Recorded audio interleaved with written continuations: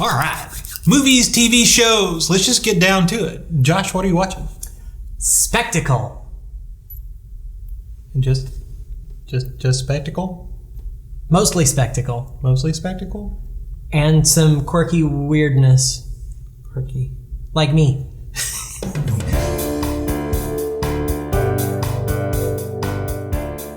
I think it's still in theaters, or recently was, Midway. Very exciting. A special effects extravaganza, I have to say. And even from the opening couple of minutes, because they start with the bombing of Pearl Harbor to set up why Midway is so important. And really, they did a good job kind of staying focused in this movie on it's all about what leads to the Battle of Midway. So it had a lot of strengths going for it as far as, again, top-notch special effects. I remember exactly one CGI moment that made me cringe. It was in the first few minutes, which was a really bad place for it because, it's like, and you remember that the whole movie and you're thinking, is it going to be? No, it's okay. But it was just, I don't know, it was one of those things, and it wasn't like it was a wide shot of the deck of a ship and people running across. It didn't look right to me. I don't know why.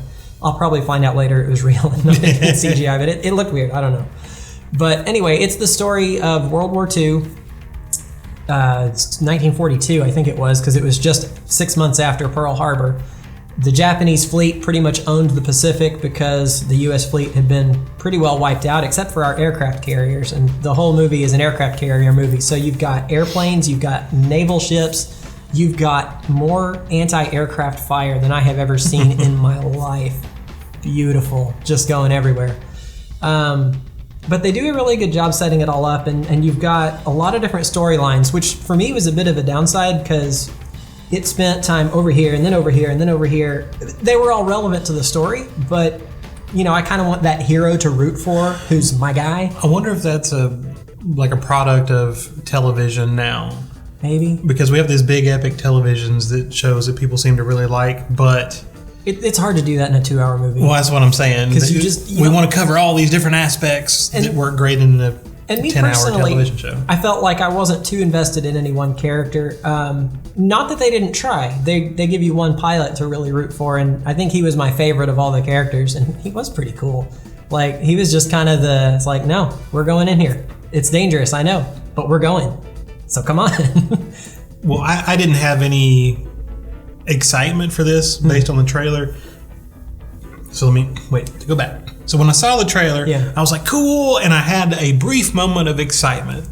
And then Michael Bay and Pearl Harbor popped into my head, and I'm like, ooh, this looks just like Pearl Harbor Episode 2. Oh, no. And was that what we got? Or no, they did not have any fictitious side stories distracting from the history.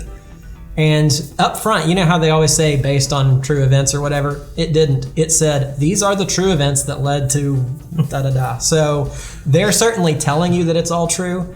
And the only real, I guess, kind of love side stories felt like they were historical in nature. Like, because you'd occasionally get the people docked at Pearl Harbor or wherever, and so they're home with their wives. But there was no, no philandering or any of that kind of side interest. They were just, there.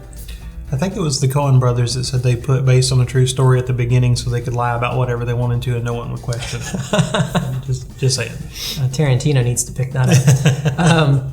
So, counter to the old Midway, which I'm pretty sure a couple of the main characters were made up because they weren't in the new one.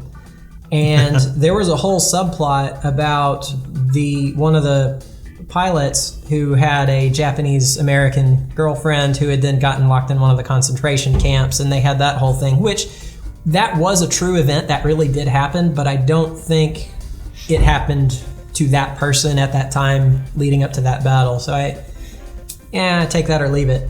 The old movie actually did have a few strengths, star power being one of them, because you had Charlton Heston and a whole bunch of other guys whose names now slip my mind, sorry. Did Charlton Heston have on pants? Yes.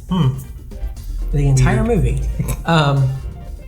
But, it had good star power, and they were, for lack of great special effects, because it was from the, early, mid-'60s, where effects houses were kind of not a big thing.